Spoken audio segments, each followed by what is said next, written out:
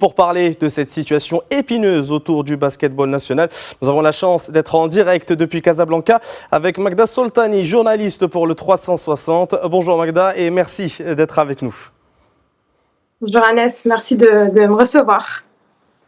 On va commencer cette discussion avec une question assez large pour mettre un peu le contexte dans cette situation. Comment la fédération en est arrivée à suspendre tous ces championnats, toutes catégories confondues ?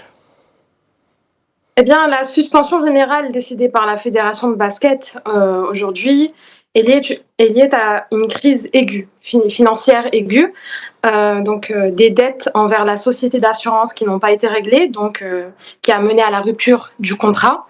En parallèle, les employés de la fédération ont cessé de travailler pour des salaires impayés et des services de base comme Internet et la téléphonie n'ont pas été réglés. Ce qui a compliqué un peu le bon fonctionnement de l'administration. Et donc à cela s'ajoute aussi le non-versement des tranches ministérielles. Face à cette accumulation, la fédération a naturellement préféré geler toutes les compétitions. On en parle justement, ça paraît des problèmes assez basiques, en tout cas des factures assez basiques à payer. Mais avec cette résolution à court terme de cette crise, comment la fédération peut-elle sortir de cette ingérence qu'on n'attendait pas forcément de la part, surtout d'un sport aussi populaire que le basket ? Eh bien, tout simplement, aujourd'hui à ce stade, pour éviter que cette crise ne continue, il faut d'abord régler les dettes avec la société d'assurance parce qu'un joueur qui n'est pas assuré ne peut pas jouer, donc c'est le plus important. Puis instaurer un bon climat avec les salariés de l'administration. Et je pense qu'au fond, la vraie question, c'est plutôt une question de stabilité aujourd'hui pour sortir de cette ingérence parce que je le rappelle, la fédération de basket a déjà gelé les championnats il y a quelques années, juste avant le Covid. Donc ça se reproduit maintenant. Je pense qu'il faut plutôt parler de stabilité parce qu'au final, les personnes qui en pâtissent le plus de cette situation, ce sont les joueurs, mais aussi le staff et toutes les familles qu'il y a autour. C'est tout un écosystème. Donc il faut plutôt travailler sur le caractère stable au sein de la fédération aujourd'hui.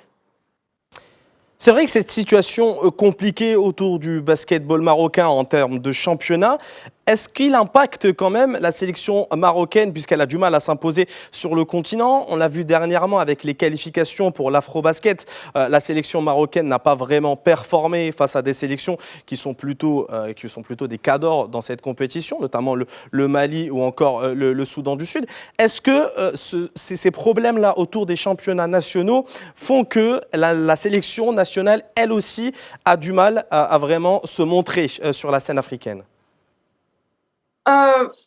Bien sûr, forcément, si on n'arrive pas à s'imposer à l'échelle continentale, c'est qu'il faut d'abord regarder ce qui se passe à l'échelle nationale.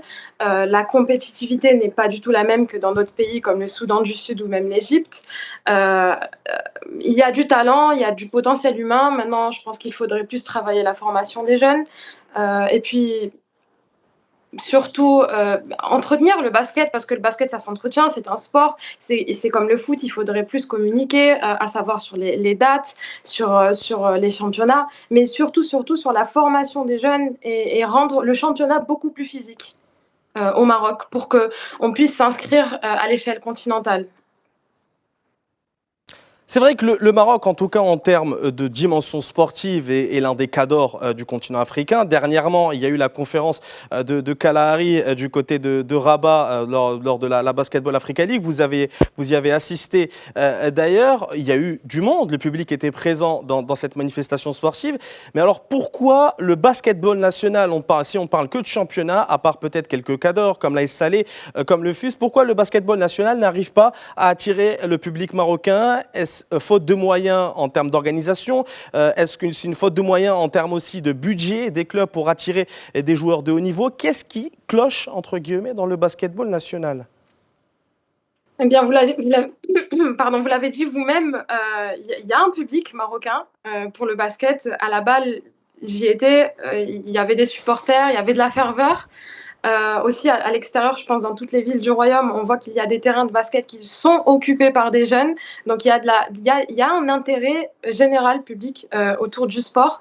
Maintenant, comme je l'ai dit juste avant, forcément, il va falloir regarder plus sur la formation, sur comment on forme les jeunes joueurs pour pouvoir ensuite assurer une succession dans le basket, parce que cette génération, je le rappelle, dans pas très longtemps, elle ne jouera plus. Et puis, beaucoup plus recruter à l'extérieur pour renforcer le championnat, parce que comme le font en fait tous les pays, tous les pays qui sont des pays de basket, il faut aller scout à l'extérieur, il faut aller prendre du potentiel, il faut former à la maison, parce que l'intérêt est là. Je vous promets que des gens sont extrêmement intéressés par le basket. Maintenant, il faudrait recruter, il faudrait retravailler, remodeler le système dans son entièreté pour qu'on puisse un jour retrouver le niveau que le Maroc a eu il y a quelques années en tant que pays de basket. Et voilà.